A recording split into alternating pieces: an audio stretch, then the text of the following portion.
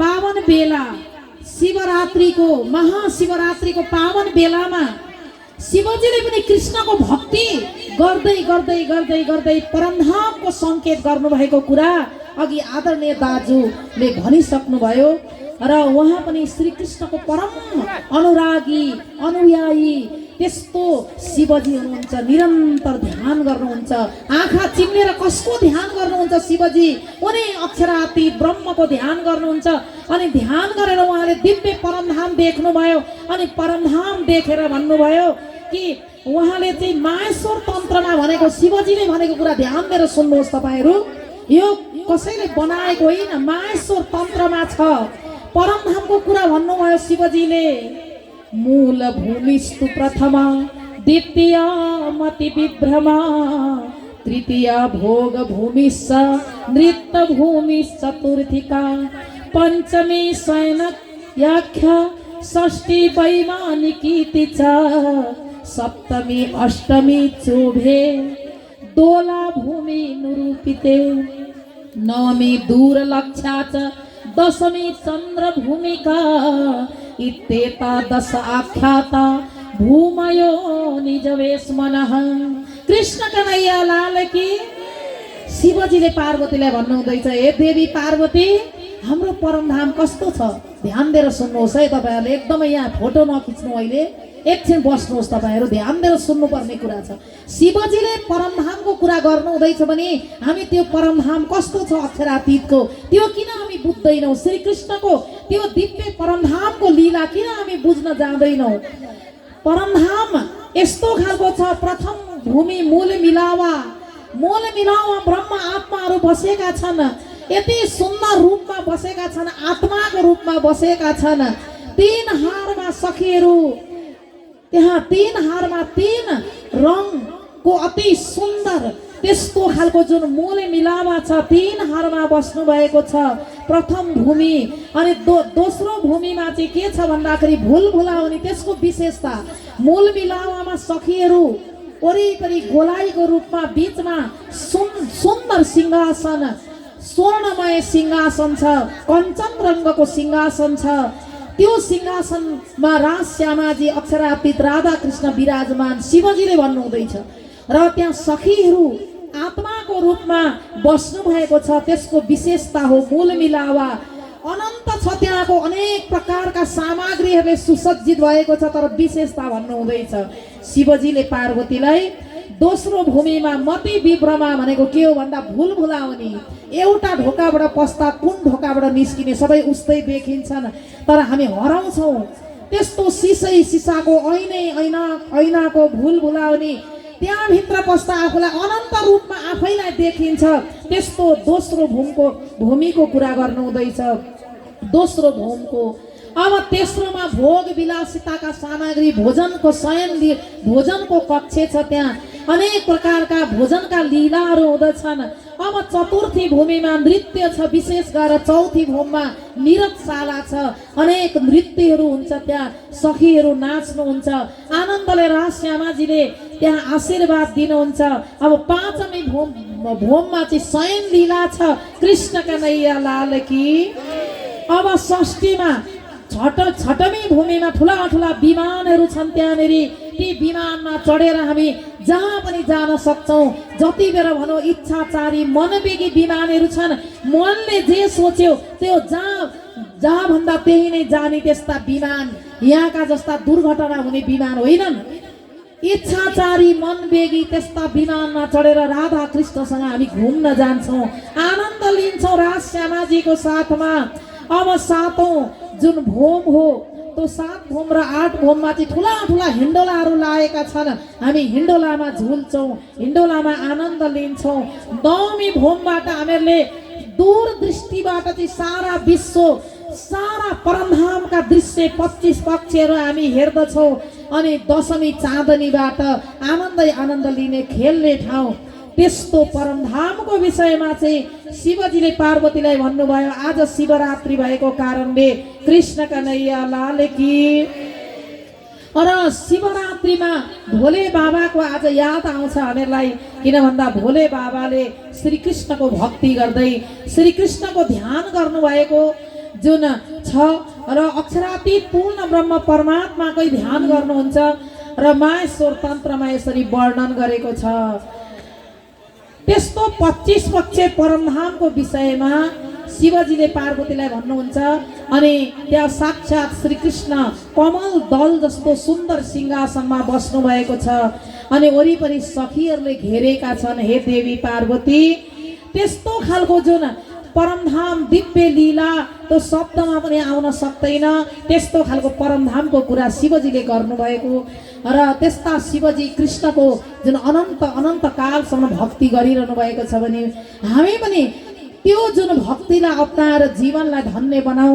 र म पिताजीलाई भन्दछु, हाम्रा यहाँ अहिले जसको सम्मान भयो ढुङ्गाना परिवारका मूल हुनुहुन्छ पिताजी र पिताजी श्री कृष्ण भक्तिमा आएर कृष्ण तारतम ग्रहण गरेर कृष्ण भक्तिमा लाग्न अनुरोध गर्दै यहाँ जुन श्रीमद् भागवतमा राजा परीक्षितले अब प्रश्न गर्नुभयो, मरणासन्न अवस्थामा पुगेको व्यक्तिले के गर्ने भन्दा सुखदेवजी महाराजले भन्नुभयो, बरियाले सते प्रश्न कृतो लोकहितो नृप कृतो लोकहितं नृप आत्मविद सम्मतः पुंसां श्रोतव्यादिषु य परः।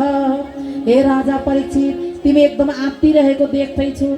मर्ने मान्छे आत्तिन्छ, अहिले डर हुन्छ मर्नलाई, तर तिमी नआत्त्यौ। तिम्रो 7 दिन बाँकी छ। 7 दिनमा तिम्रो जीवनको उद्धार हुन्छ, तिम्रो आत्माको कल्याण हुन्छ। छोटो समयमा पनि खटवाङ्ग नाम गरेका राजाले कैवल्य मुक्ति प्राप्त गरेका थिए। ध्यान दिएर सुन हे राजा परीक्षित, सबैभन्दा पहिला मनलाई एकाग्र गरेर श्रवण गर। श्रवण भक्ति नै ठुलो भक्ति हो। निद्रया रीयते नक्तं व्यवायन च वावयः दिवाचार्थे हया राजन कुटुम्ब भरणेन वा। दिनभरिको समय काम गरेर जान्छ, कमाई कमाई कमाई भनेर छोराछोरीसँग खेलेर जान्छ, स्त्रीको सङ्गमा बिताएर जान्छ, पुरुषको सङ्गमा बिताएर जान्छ अनि संसारको माया रूपी जुन धन कमाएर जान्छ, रातभरिको समय सुतेर जान्छ। परमात्माको भक्ति गर्ने समय निकालेको छौ?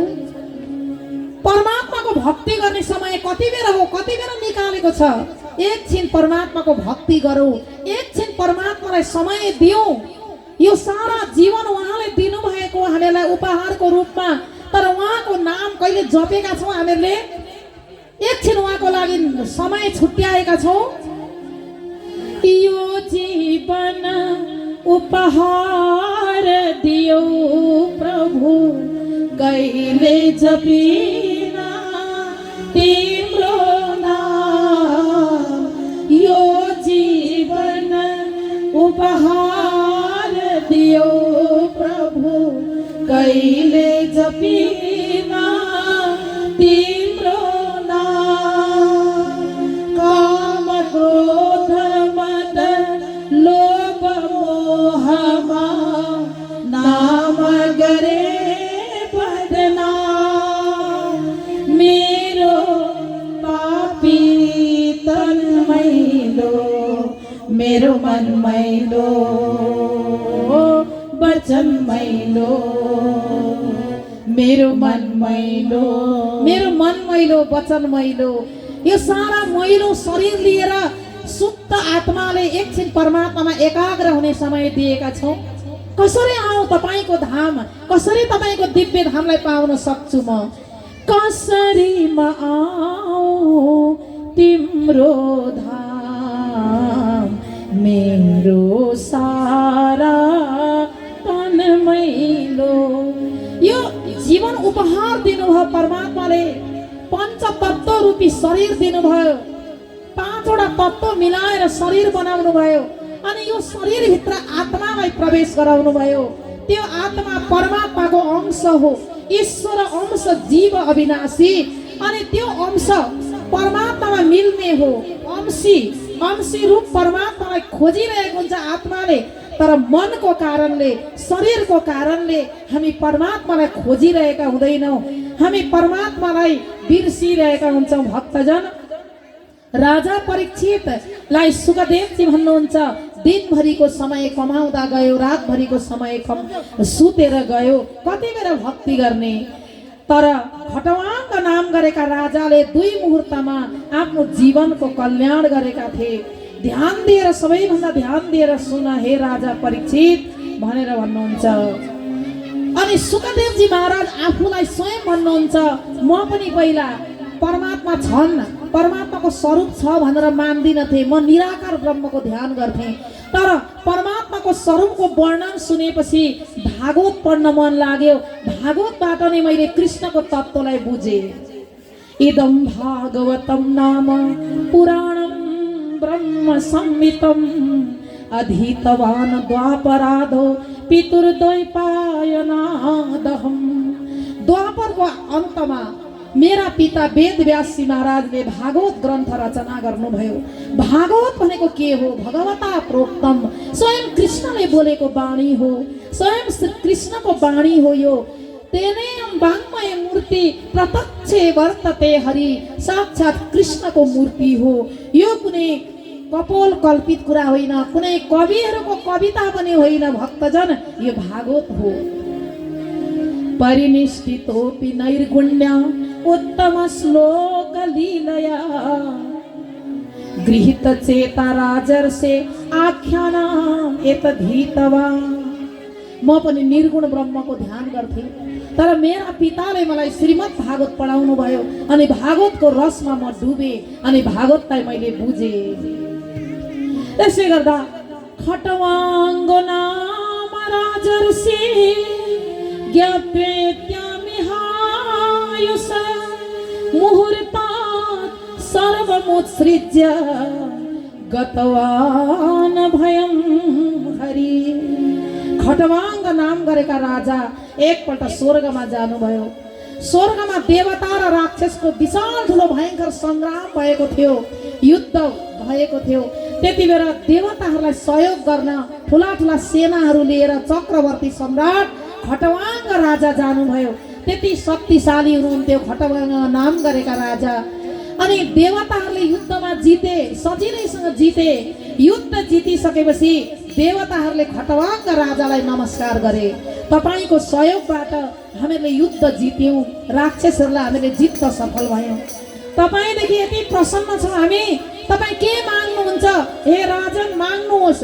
तपाईँलाई चाहनुहुन्छ भने यो राजा बनाउन चाहन्छौँ, राज्यमा राख्न चाहन्छौँ, स्वर्गको राजा बनाउँछौँ तपाईँलाई केही समयको लागि भन्दा खटवाङ्ग राजा यदि बुद्धिमानी थिए, उनलाई राजा पनि चाहिएन, पद पनि चाहिएन, ऊ परम भक्त थिए।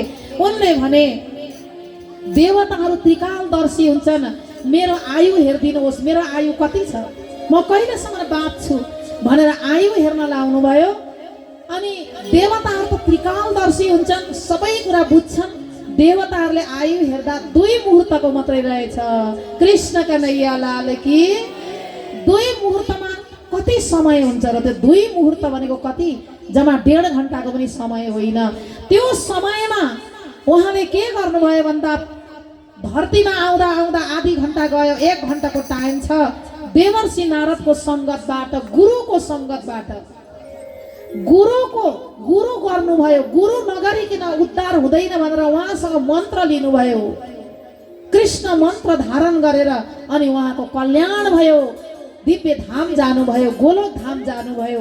1 घन्टाको समयमा पनि उहाँले भक्ति गरेर, कृष्ण भक्ति गरेर कल्याण हुनुभयो। भने हाम्रो सारा जीवन रहँदा पनि हामी भक्तिमा लाग्दैनौँ, कृष्ण नाम हामी बुझ्दैनौँ, त्यो महामन्त्रलाई हामी बुझ्दैनौँ, हामी गुरुको शरणमा जाँदैनौँ। के बिग्रिन्छ गुरुको शरणमा जाँदा? गुरुको शरणमा जाँदा हाम्रो के बिग्रिन्छ? मरणासन्न अवस्थामा मात्रै गुरुको शरणमा जाने होइन नि, अन्तिम समयमा मात्र गुरुको शरणमा जाने होइन। त्यसले गर्दा राजा परीक्षितलाई सुखदेवजी महाराज भन्नुहुन्छ, अब आसन वासन अनुशासन, आसनलाई जित।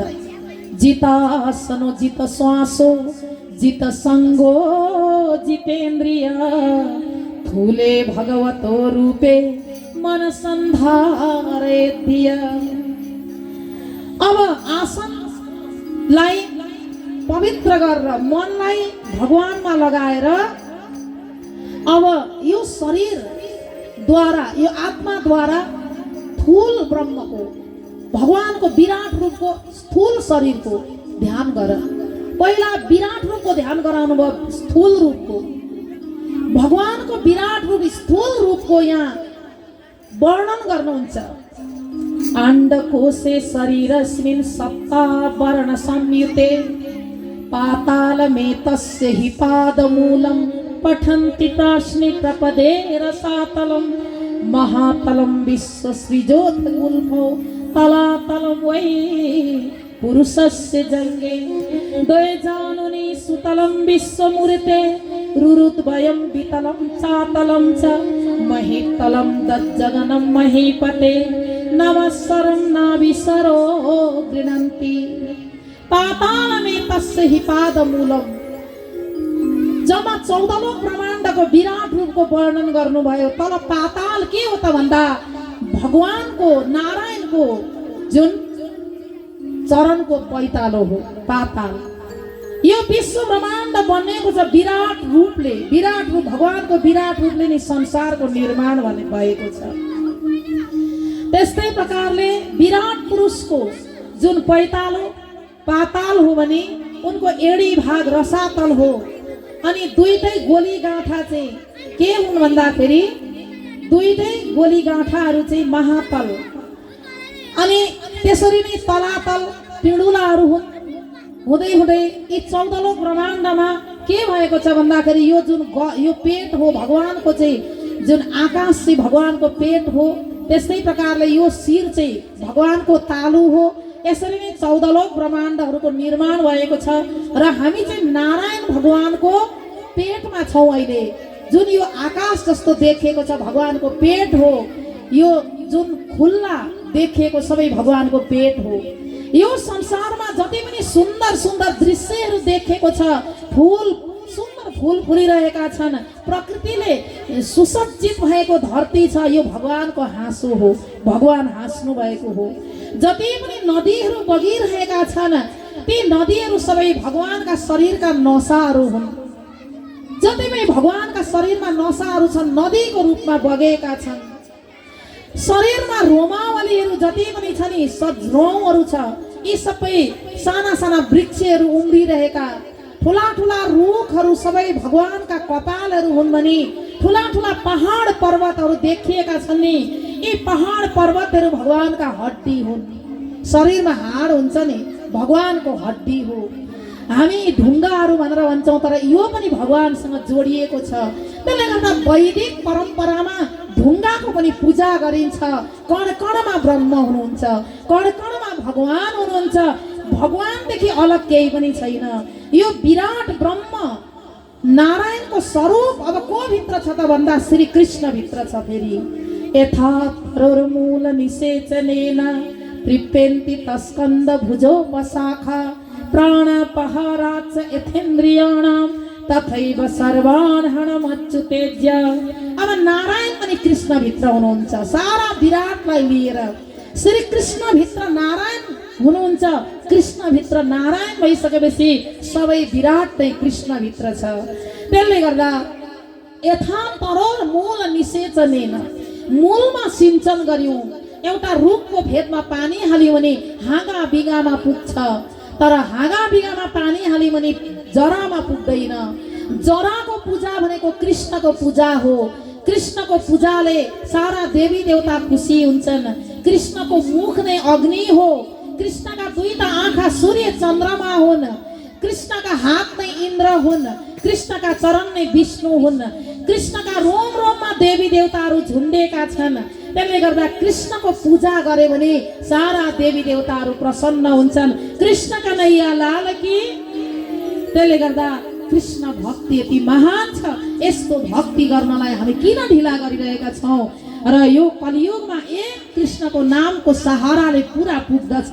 हाम्रो जीवनको कल्याणको लागि भनेर चाहिँ यहाँ विराट रूपको दर्शन गराउनु भयो र अब अगाडि गएर सुन्दर प्रसङ्ग छ।